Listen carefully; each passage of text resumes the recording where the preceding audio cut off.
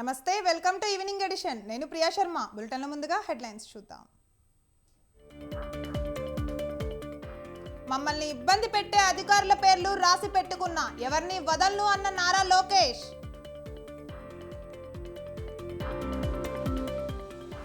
BRS ఎంపీలు ఎమ్మెల్యేలు touch లో ఉన్నారు. 17 స్థానాల్లో కమలం వికసిస్తుందన్న బండి.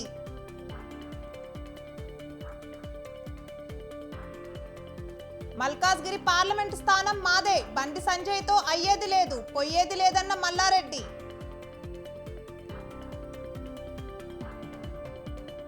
కేజ్రీవాల్ సంచలన నిర్ణయం, విశ్వాస తీర్మానానికి సిద్ధమైన ఆప్.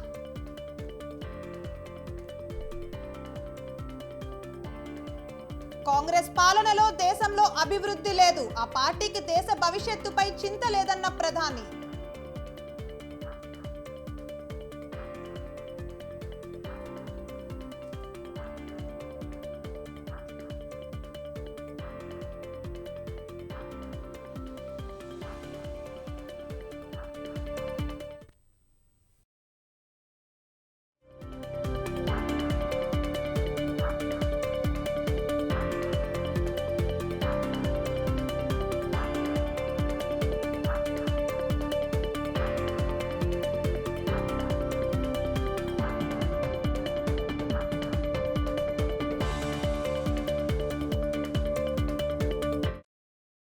రైట్, బ్రేకింగ్ న్యూస్ చూస్తున్నాం. 8 మంది బీఆర్ఎస్ ఎమ్మెల్యేలు, 5 మంది బీఆర్ఎస్ ఎంపీలు తమ టచ్ లో ఉన్నారని బీజేపీ జాతీయ ప్రధాన కార్యదర్శి బండి సంజయ్ అన్నారు. ఎట్టి పరిస్థితుల్లో బీఆర్ఎస్ తో పొత్తు ఉండదని, ఇదంతా కేసీఆర్ ఆడుతున్న నాటకమని ఆయన అన్నారు. సాక్షాత్తు ప్రధాని మోడీనే వారి అవినీతిపై మాట్లాడారని బండి సంజయ్ పేర్కొన్నారు. అధికారంలో ఉన్నప్పుడే కేసీఆర్ను ఎన్డీఏలో చేరుతామని అడిగితే చేర్చుకోలేదన్నారు. తెలంగాణలో తాము 17కి 17 సీట్లు గెలుస్తామని, దేశవ్యాప్తంగా 400 సీట్లు గెలుస్తామని ధీమా వ్యక్తం చేశారు. బీఆర్ఎస్ ఒక్కటి కూడా గెలిచే అవకాశం లేదన్నారు. బీఆర్ఎస్ కు ఎంపీ అభ్యర్థులు లేరని, ఉన్నవాళ్లు పక్కచూపులు చూస్తున్నారన్నారు.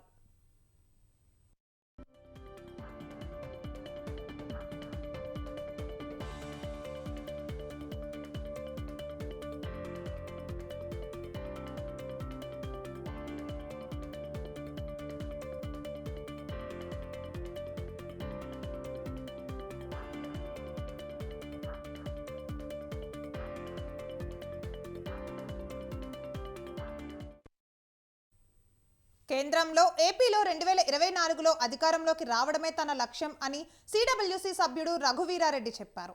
రాయలసీమ 8 జిల్లాల మండల స్థాయి శిక్షణా సమావేశంలో రఘువీర మాట్లాడారు. ఈ నెల 26న ఖర్గే, షర్మిల, మాణిక్కం ఠాగూర్తో కలిసి ఎన్నికల ప్రచారం ప్రారంభిస్తామన్నారు. పోలవరం ప్రత్యేక హోదా, రాజధాని అంశాలతో కాంగ్రెస్ పార్టీ మేనిఫెస్టో తయారవుతోందని చెప్పారు. కాంగ్రెస్ చనిపోయిందన్న పెద్దిరెడ్డిపై రఘువీర ఫైర్ అయ్యారు. 2024లో అధికారంలోకి వచ్చేందుకు ప్రణాళికలు వేస్తున్నామని ఏపీ కాంగ్రెస్ వ్యవహారాల ఇన్ఛార్జ్ మాణిక్కం ఠాగూర్ అన్నారు. 5-6 సభలు ఉంటాయి. ఏసీ మన ఠాగూర్ గారు వీళ్ళందరూ కూడా రాష్ట్ర నాయకులతో కూడా మాట్లాడుతున్నారు. మన పళ్ళం రాజు గారు మన తులసిరెడ్డి గారు వీళ్ళందరూ కూడా కలిపి మేనిఫెస్టో డ్రాఫ్టింగ్ కూడా తయారవుతోంది. అందులో ఏ అంశాన్ని, ఒకటి ప్రత్యేక హోదా ఉంది, ఒకటి రాజధాని ఉంది, ఒకటి ఉక్కు కర్మాగారం ఉంది, ఒకటి పోలవరం ఉంది. ఇవి కాకుండా ఈ రాష్ట్ర ప్రజలకు ఎక్కడ ఇబ్బందుల్లో ఉన్నారు, ఏది ప్రధానమైనటువంటి, ఏ విధంగా ఆదుకోగలుగుతాము అనేటువంటివన్నీ కూడా చాలా లోతుగా చేస్తున్నారు. వీటిలో ఏది ప్రారంభం చేయాలి ఇక్కడ అనేటువంటిది బహుశా 1-2 రోజుల్లో అంశం కూడా వాళ్ళే ఏఐసిసి అధ్యక్షులు మాకు దశాదిశాన్ని నిర్దేశిస్తారు. 5-6 సభలు ఉంటాయి. ఏసీ మన ఠాగూర్ గారు Reddy and Sakesh Anjanaji. One thing is that Congress party is ready for the 2024 elections and we are well prepared, and Congress party's mission 90 is on, and we are going to form a government in Andhra Pradesh. For that we are working, and our Congress cadres and mandal presidents, Vijayawada, then Anantapur, we had it. These 4 camps shows that Congress mandal presidents are very much eager to work and finish the last 60 days work. Congress party is ready for the elections. With that thing, we are going to have the first meeting, big public meeting rally of Congress President. సార్వత్రిక ఎన్నికలకు సిద్ధమవుతున్న వేళ వైసీపీకి అభ్యర్థుల మార్పు వ్యవహారం తలనొప్పిగా మారిందా అంటే అవుననే చెప్పాలి. కరవటం అంటే కప్పకు, విడవటం అంటే పాముకు కోపం అన్న చందంగా అభ్యర్థిని మారిస్తే సిట్టింగ్కు కోపం, లేదంటే పార్టీకి ఇబ్బంది అన్న మాట తాడేపల్లి వర్గాల్లో వినిపిస్తోంది. దీంతో ఇప్పటి వరకు 6 జాబితాలు విడుదల చేసిన వైసీపీ 7వ జాబితా విషయంలో మాత్రం ఆచితూచి వ్యవహరిస్తోంది అన్న వాదన బలంగా వినిపిస్తోంది. అదే సమయంలో రానున్న జాబితాల్లో తమ పేర్లు లేకుంటే పార్టీ కండువా మార్చేందుకు సిద్ధంగా మరికొందరు నేతలు ఉన్నారన్న ప్రచారం వైసీపీ అధిష్టానంలో గుబులు రేపుతోంది.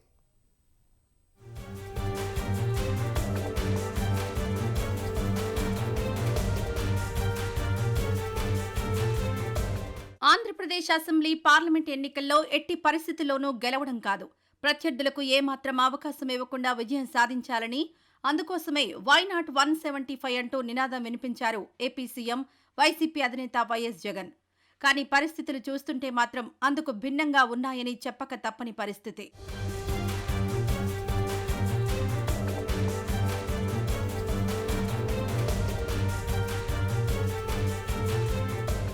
ఎట్టి పరిస్థితుల్లోనూ 2024 ఎన్నికల్లో విజయం సాధించాలన్న పట్టుదలతో ఉన్న వైసీపీ అధినేత ఏడాదిన్నర ముందు నుంచే ఎన్నికలకు సిద్ధం కావాలంటూ పార్టీ నేతలకు స్పష్టం చేశారు. ఇందులో భాగంగా అసెంబ్లీ, పార్లమెంటుకు పోటీ చేయబోయే నేతలు ఎవరన్న దానిపై సర్వేలు చేయించారు. చివరకు రాష్ట్రంలోని విపక్షాల కంటే ముందుగానే నియోజకవర్గ ఇన్ఛార్జీల మార్పులు, చేర్పులు అంటూ కార్యాచరణ ప్రారంభించారు. నియోజకవర్గాల వారీగా ఎక్కడ బలంగా ఉన్నది, ఎక్కడ సమస్య ఉన్నది తెలుసుకోవడం ప్రారంభించారు. ఈ క్రమంలోనే స్థానికంగా పలువురు ఎమ్మెల్యే అభ్యర్థులపై ప్రజల్లో పెద్ద ఎత్తున వ్యతిరేకత ఉందన్న అంశాన్ని గుర్తించిన ఆయన ఇప్పటి వరకు 60 మందికి పైగా అసెంబ్లీ అభ్యర్థులను, 10 మందికి పైగా పార్లమెంటు క్యాండిడేట్ల స్థానంలో కొత్త వారిని నియమించారు. ఇంకొందరికి స్థానచలనం కలిగించారు వైసీపీ అధినేత జగన్.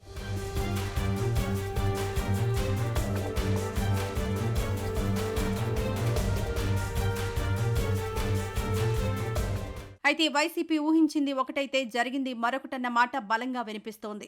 రానున్న ఎన్నికల కోసం సీట్లు దొరకని పలువురు సిట్టింగ్ ఎమ్మెల్యేలు, ఎంపీలు పార్టీకి షాక్ ఇచ్చారు. తమ స్థానంలో కొత్త వారిని నియమించారని కొందరు, ఇష్టం లేకపోయినా నియోజకవర్గం మార్చారని మరికొందరు వైసీపీని వీడారు. మరికొందరు ఆ ప్రయత్నాల్లో ఉన్నారన్న ప్రచారం సాగుతోంది.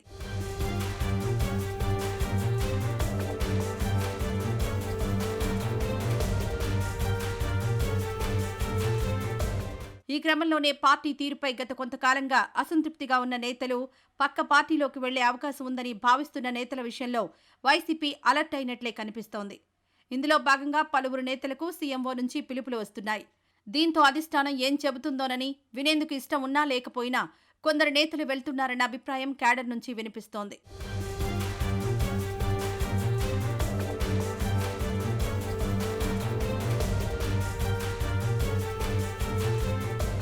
ఈ కోవలోనే మంగళగిరి, ఆలూరు, కనిగిరి నియోజకవర్గ నేతలకు ముఖ్యమంత్రి కార్యాలయం నుంచి పిలుపులొచ్చాయి. అదే సమయంలో వైసీపీలో కీలకంగా ఉన్న రాజ్యసభ ఎంపీ వేమిరెడ్డి ప్రభాకర్ రెడ్డి పార్టీ మారే అవకాశాలున్నాయన్న ప్రచారం జోరందుకుంది.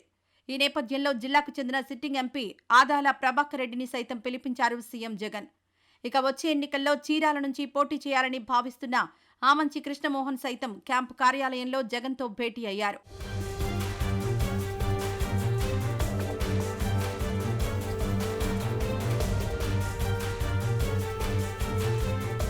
ప్రధానంగా గతంలో ప్రకటించిన కొన్ని నియోజకవర్గాల విషయంలో ఇన్ఛార్జీలపై స్థానిక నాయకత్వం తీవ్ర అసంతృప్తిగా ఉంది. ప్రధానంగా మంగళగిరి, ఆలూరు, కనిగిరి ఈ కోవలోకి వస్తాయి. దీంతో ఆయా స్థానాల్లో టికెట్లు ఆశించి భంగపడిన నేతలను, సిట్టింగ్లను పిలిపించారు. అయితే మంగళగిరి నుంచి సిట్టింగ్గా ఉన్న ఆళ్ల రామకృష్ణారెడ్డి వైసీపీకి రాజీనామా చేయడంతో బాధ్యతలను గంజి చిరంజీవికి అప్పగించారు. అయితే స్థానికంగా ఉన్న మాజీ ఎమ్మెల్యే కాండ్రు కమల, ఎమ్మెల్సీ మురుగుడు హనుమంతరావు చిరంజీవికి పెద్దగా సహకరించని పరిస్థితి నెలకొంది. దీంతో వారిని పిలిపించారు సీఎం జగన్. ఈ సందర్భంగా మంగళగిరి నియోజకవర్గ ఇన్ఛార్జి మార్పు, స్థానికంగా నెలకొన్న పరిస్థితులపై చర్చ జరిగినట్టు తెలుస్తోంది. దీంతో త్వరలోనే మంగళగిరి ఇన్ఛార్జి మార్పు ఉండవచ్చన్న సంకేతాలు క్షేత్రస్థాయిలోకి వెళ్లాయనే వాదన బలంగా వినిపిస్తోంది.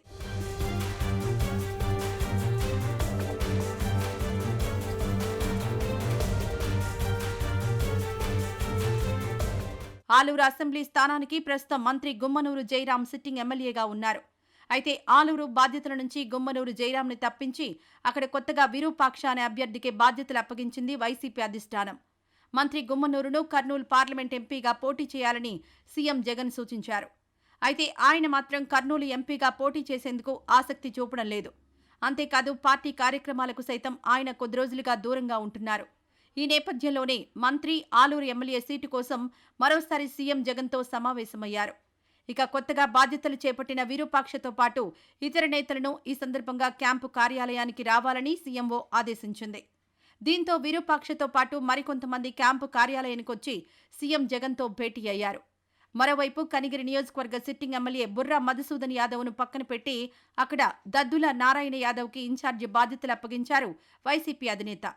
దీంతో నారాయణ యాదవ్కి ఇన్ఛార్జి బాధ్యతలు అప్పగించడంపై స్థానిక నాయకత్వం నుంచి తీవ్ర వ్యతిరేకత వ్యక్తమవుతోంది.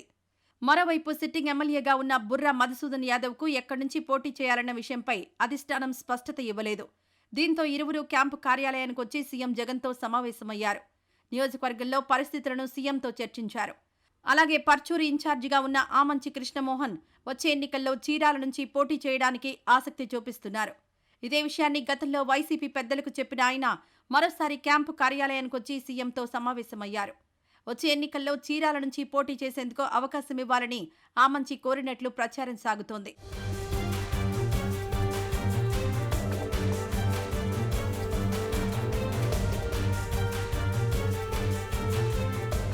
మరోవైపు నెల్లూరు జిల్లా నుంచి రాజ్యసభ సభ్యుడిగా ఉన్న వేమిరెడ్డి ప్రభాకర్ రెడ్డి పార్టీ మారతారనే ప్రచారం జోరుగా సాగుతోంది. రానున్న ఎన్నికల్లో ఆయన్ని నెల్లూరు పార్లమెంట్ నుంచి పోటీ చేయించాలని సీఎం జగన్మోహన్ రెడ్డి నిర్ణయించారు. అయితే తాను ఎంపీగా నెల్లూరు నుంచి పోటీ చేయాలంటే 3 నియోజకవర్గాల్లో మార్పులు చేయాలని వేమిరెడ్డి వైసీపీ అధిష్టానం ముందు డిమాండ్ పెట్టినట్లు తెలుస్తోంది. అంతేకాకుండా నెల్లూరు సిటీ ఎమ్మెల్యే సీటు తన భార్య వేమిరెడ్డి ప్రశాంత్ రెడ్డికి ఇవ్వాలని కూడా కోరారన్న వార్తలు వినిపించాయి. అయితే అందుకు సీఎం నుంచి సానుకూల స్పందన రాకపోగా నెల్లూరు ఇన్ఛార్జి బాధ్యతలు నెల్లూరు డిప్యూటీ మేయర్ ఖలీల్కి అప్పగించారు. దీంతో తీవ్ర అసంతృప్తితో ఉన్నారు వేమిరెడ్డి. ఈ క్రమంలోనే కొద్ది రోజులుగా పార్టీ కార్యక్రమాలకు దూరంగా ఉంటున్న ఆయన తాజాగా చంద్రబాబుతో భేటీ అయినట్లు సమాచారం. వేమిరెడ్డితో పాటు నెల్లూరు సిట్టింగ్ ఎంపీగా ఉన్న ఆదాల ప్రభాకర్ రెడ్డి కూడా పార్టీ మారతారని ప్రచారం జరుగుతోంది. అయితే ఆదాల మాత్రం ఈ ప్రచారాన్ని కొట్టిపారేస్తున్నారు.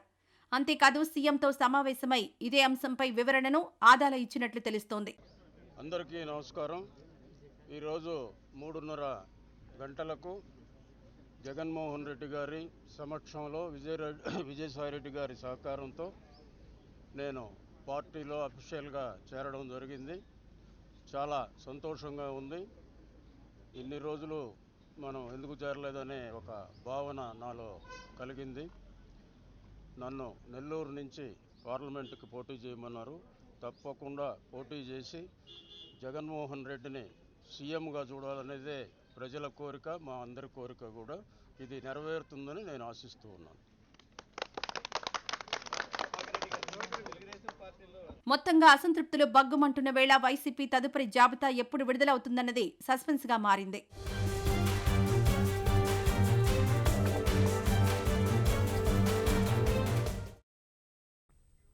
గిరిజన జాతర మేడారానికి ఈసారి హెలికాప్టర్ సేవలను అందుబాటులోకి తీసుకొస్తోంది పర్యాటక శాఖ. హనుమకొండ నుంచి మేడారం వెళ్లేందుకు హెలికాప్టర్లు ఏర్పాటు చేస్తున్నారు. హెలికాప్టర్లో ప్రయాణించిన వారికి ప్రత్యేక దర్శనం సౌకర్యం కల్పిస్తున్నారు. మొక్కులు చెల్లించిన తర్వాత తిరిగి హెలికాప్టర్లో రిటర్న్ అవ్వచ్చు. ఫిబ్రవరి 21 నుంచి 25 వరకు సేవలు అందుబాటులోకి తీసుకురానున్నారు.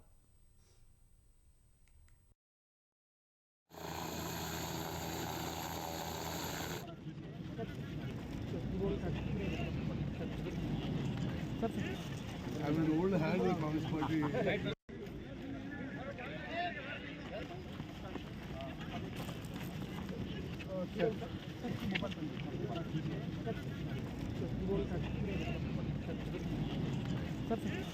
I'm an old hand in Congress Party. Hyderabad కొత్తపేటలో ముకుంద జ్యువెలర్స్ నూతన బ్రాంచ్ను మేనేజింగ్ డైరెక్టర్ నరసింహారెడ్డి కుటుంబ సభ్యులతో కలిసి ప్రారంభించారు. బ్రాంచ్ ప్రారంభం సందర్భంగా ఎన్నో ఆఫర్లు అందుబాటులోకి తీసుకొచ్చామని నరసింహారెడ్డి తెలిపారు. గతంలో కేపీహెచ్పీ ఖమ్మంలో తమ బ్రాంచ్లను ప్రారంభించారని, ఊహించిన దానికంటే ఎక్కువ అభివృద్ధి అయిందన్నారు. తమను ప్రోత్సహిస్తున్న కస్టమర్లకు నరసింహారెడ్డి కృతజ్ఞతలు తెలిపారు.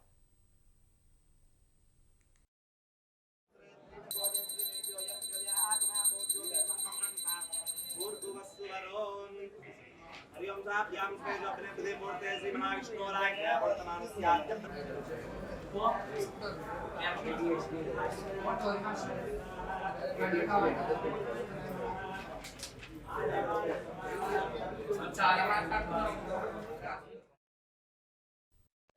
కొత్తపేట బ్రాంచ్ కి వాళ్ళ గ్రాండ్ లాంచ్ అయ్యిందండి. సో 1 year అయింది మన ఈ ముకుంద జ్యువెలర్స్ జర్నీ స్టార్ట్ అయ్యి. సో అదే కాన్సెప్ట్తో factory outlet VA lowest VA 2 to 12% అంతే with zero making charges. So మంచి రెస్పాన్స్ వచ్చింది. 1 year ఆఫ్ టైంలో కుకట్పల్లి బ్రాంచ్ మాది one of the most top running stores అనమాట. సో అదే ఉత్సాహంతో ఇప్పుడు మళ్ళీ ఖమ్మంలో ఓపెన్ చేసాము. ఇప్పుడు కొత్తగా కొత్తపేటలో వచ్చాము. సో ఈ సైడ్ ఆఫ్ ద హైదరాబాద్ కూడా అందుబాటులో ఉండాలని ఒకే ఒక రీజన్తో వచ్చాము. So same factory outlet concept, light weight jewellery, low wastages, zero making charges. So ఇంకా మంచి రెస్పాన్స్ ఉంది social media, digital media. So ఇలానే కొనసాగాలని, ఇంకా ఇంకా మళ్ళీ కలవాలని కోరుకుంటున్నాం. మహిళా క్రికెటర్లతో అనుచితంగా ప్రవర్తించిన కోచ్ జయసింహపై హైదరాబాద్ క్రికెట్ అసోసియేషన్ వేటు వేసింది. కోచ్ బాధ్యతల నుంచి తప్పిస్తూ శుక్రవారం ఉత్తర్వులు జారీ చేసింది. క్రికెటర్ల గౌరవానికి భంగం కలిగిస్తే ఎట్టి పరిస్థితుల్లోనూ సహించబోమని, ఎవరైనా సరే ఉపేక్షించబోమని హెచ్టీవీ ప్రెసిడెంట్ జగన్మోహన్ రావు ఈ సందర్భంగా స్పష్టం చేశారు. మ్యాచ్ ఆడేందుకు విజయవాడ వెళ్లిన మహిళా క్రికెట్ జట్టు సభ్యులు మ్యాచ్ అనంతరం తిరిగి బస్సులో హైదరాబాద్కు బయలుదేరారు. ఈ క్రమంలో కోచ్ జయసింహ బస్సులోనే మద్యం తాగడం మొదలుపెట్టాడు. దీనిపై అభ్యంతరం వ్యక్తం చేసిన ఆటగాళ్లపై అసభ్య పదజాలంతో విరుచుకుపడ్డారు. అదే బస్సులో సెలక్షన్ కమిటీ సభ్యుడు పూర్ణిమారావు కూడా ఉన్నారు. కోచ్ ప్రవర్తనను అడ్డుకోవాల్సిన పూర్ణిమారావు అలా చేయకపోగా జయసింహను ఎంకరేజ్ చేసినట్లు ఆటగాళ్లు ఆరోపిస్తున్నారు. 4 రోజుల కిందట జరిగిన ఈ ఘటనపై మహిళా క్రికెటర్లు హెచ్సీఏకు ఫిర్యాదు చేశారు. దీంతో హెచ్సీఏ ప్రెసిడెంట్ శుక్రవారం కోచ్ జయసింహపై చర్యలు తీసుకున్నారు. ఆయనను కోచ్ బాధ్యతల నుండి తప్పించారు. మహిళా క్రికెటర్ల ఫిర్యాదుపై విచారణ జరిపిస్తున్నామని చెప్పారు.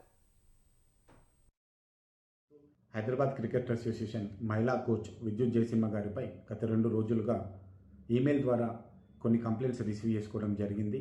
వాటిపై ఎంక్వైరీ చేస్తున్న సందర్భంలో ఈరోజు ఉదయం కొన్ని టీవీ ఛానల్స్లో వారు మద్యం సేవిస్తూ మహిళా టీంతో పాటుగా ప్రయాణిస్తున్నప్పుడు వారు మద్యం సేవిస్తున్నట్టుగా దాంట్లో క్లియర్గా వీడియోస్లో కనిపించడం జరిగింది. దానిపై ఇమీడియట్గా మేము స్పందిస్తూ విద్యుత్ జయసింహ గారిని సస్పెండ్ చేయడం జరిగింది. ఈ రోజు నుంచి విద్యుత్ జయసింహ గారు హైదరాబాద్ క్రికెట్ అసోసియేషన్ సంబంధించిన ఎట్లాంటి కార్యక్రమాల్లో పాల్గొనకూడదని వారికి మీ ఈమెయిల్ ద్వారా సందేశం పంపించాం. అట్లాగే వారిని సస్పెండ్ చేస్తున్నాం. అంతేకాకుండా అవసరమైతే వారిపై క్రిమినల్ చర్యలు కూడా హెచ్సీఏ తీసుకోవడానికి సిద్ధంగా ఉందని తెలియజేస్తున్నాం. హైదరాబాద్ క్రికెట్ అసోసియేషన్ మహిళా కోచ్ విద్యుత్ జయసింహ గారిపై గత 2 రోజులుగా ఈమెయిల్ ద్వారా కొన్ని కంప్లైంట్స్ రిసీవ్ చేసుకోవడం జరిగింది. వాటి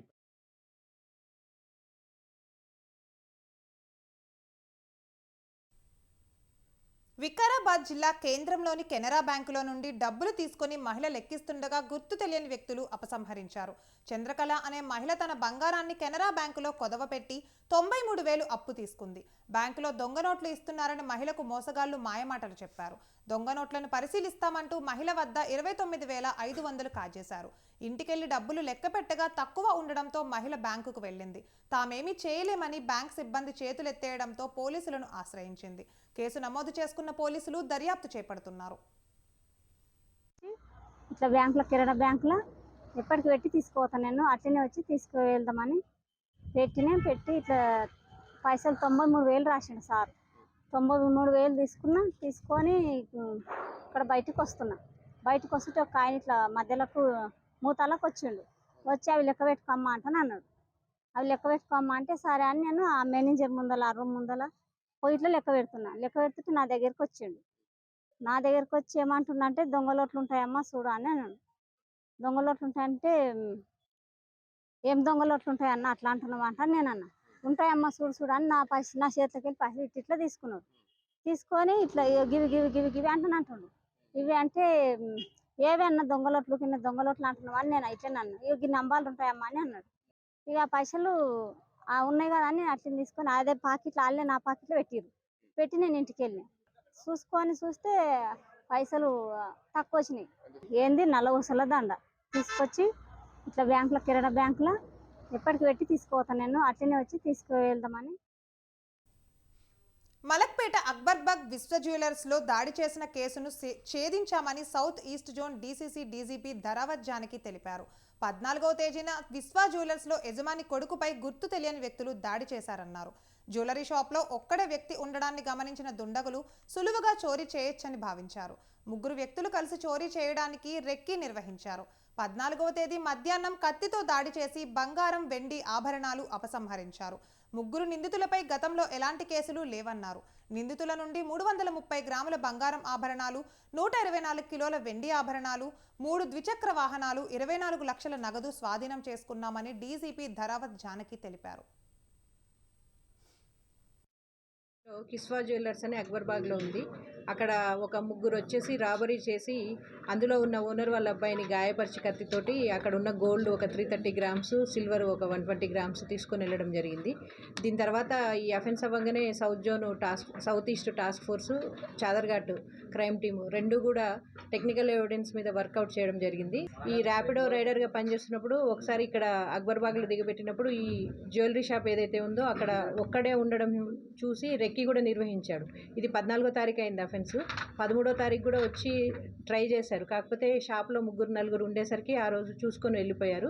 సో 14th రోజు ఆఫ్టర్నూన్ ఫస్ట్ ఒకడు వచ్చేసి వారిస్ అనే తను వచ్చి లోపల మాటల్లో పెట్టి ఉండగా ఇంకా మిగిలిన ఇద్దరు నాజీమ్ అండ్ షౌకత్ ఇద్దరు వచ్చేసి ఇతన్ని కత్తితో గాయపరిచి గోల్డ్ అంతా కూడా తీసుకొని వెళ్ళడం.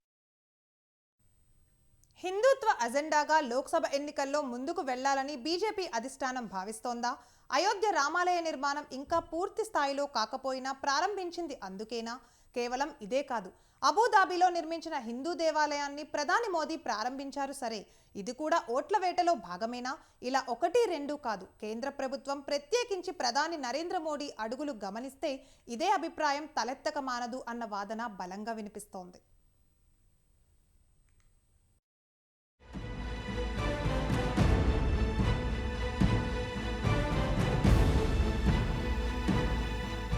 సార్వత్రిక ఎన్నికల్లో హ్యాట్రిక్ కొట్టేందుకు అవసరమైన అన్ని ఎత్తులు వ్యూహాలు వేస్తున్నారు కమలనాథులు.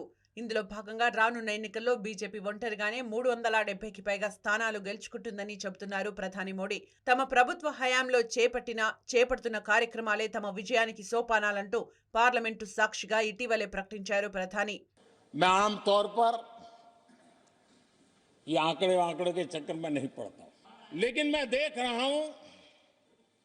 देश का मिजाज एनडीए को तो 400 पार करका ही के रहेगा, लेकिन भारतीय जनता पार्टी को 370 सीट अवश्य देगा. आदरणीय अध्यक्ष जी, हमारा तीसरा कार्यकाल बहुत बड़े फैसलों का होगा. जिस तेज गति से भारत विकास कर रहा है. కేవలం ప్రధాని మోడీ మాత్రమే కాదు, బీజేపీ నేతలు ఎవరిని పలకరించినా ఇదే మాట. ఇంకొందరైతే మరో అడుగు ముందుకేసి ఒంటరిగానే 400 సీట్ల మార్కును చేరుకుంటామని అంటున్నారు. ఈ నేపథ్యంలో కమలం నేతల ధీమా ఏంటి అన్న దానిపై పెద్ద ఎత్తున చర్చ సాగుతోంది. ఇదే సమయంలో తెరపైకి వస్తున్న అంశం హిందుత్వ. అవును, ఈసారి లోక్సభ ఎన్నికల్లో తిరుగులేని విజయం సాధించేందుకు బీజేపీ ఎంచుకున్న అజెండా హిందుత్వ అన్న ప్రచారం సాగుతోంది. 100% ఇదే అజెండా అని చెప్పకపోయినా 70% హిందుత్వ అజెండా, మరో 30% అభివృద్ధి, దేశ భద్రత, ప్రభుత్వ సుస్థిరత అన్న మాటలు వినిపిస్తున్నాయి.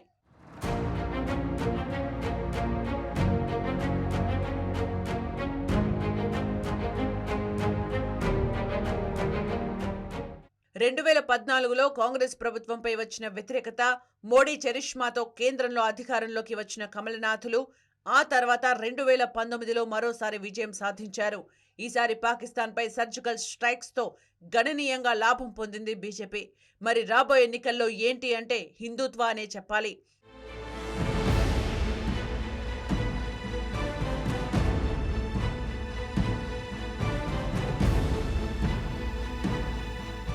ఇందులో భాగంగా కొన్ని నెలల ముందు నుంచే వ్యూహాత్మకంగా పావులు కదిపింది బీజేపీ అన్న వాదన వినిపిస్తోంది. ఈ క్రమంలోనే అయోధ్య రామాలయాన్ని ఎంచుకున్న బీజేపీ నిర్మాణం పూర్తి కాకపోయినా ప్రారంభించిందన్న కామెంట్లు వినిపించాయి. అదే సమయంలో దేశవ్యాప్తంగా అంతా రామమయమన్నట్లుగా వాతావరణాన్ని సృష్టించిందన్న అభిప్రాయం వ్యక్తమైంది. దీనిపై విపక్షాలు ఎన్ని విమర్శలు చేసినా చివరకు ప్రారంభ ఘట్టానికి హాజరు కాకపోయినా డోంట్ కేర్ అన్నట్లుగా ముందుకు సాగారు ప్రధాని మోడీ.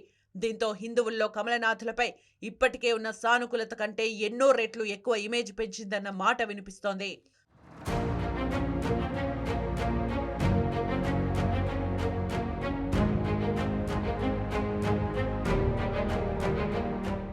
అయోధ్యతోనే ప్రధాని మోడీ వ్యూహం ఆగిపోలేదు. ఆ కోవలోనే ఆయన తాజాగా అబుదాబిలో ప్రసిద్ధ హిందూ దేవాలయాన్ని ప్రారంభించారు. ప్రత్యేక పూజలు చేశారు. అందులోని పూజార్లతో ముచ్చటించారు మోడీ. इस पल के पीछे वर्षों की मेहनत लगी है. इसमें वर्षों पुराना सपना जुड़ा हुआ है और इसमें भगवान स्वामीनारायण का आशीर्वाद जुड़ा है. आज प्रमुख स्वामी जिस दिव्य लोक में होंगे उनकी आत्मा जहां होगी वहां प्रसन्नता का अनुभव कर रही होगी.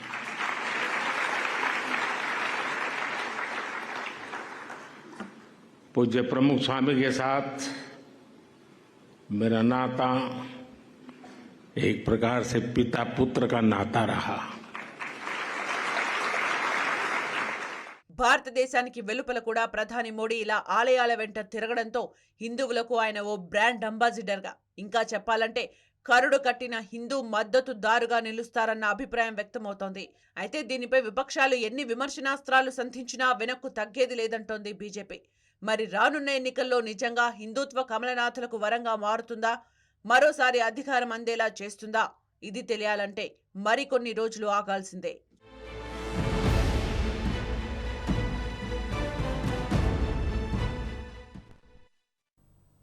ఇక ఇవి evening edition updates. Keep watching Swatantra news.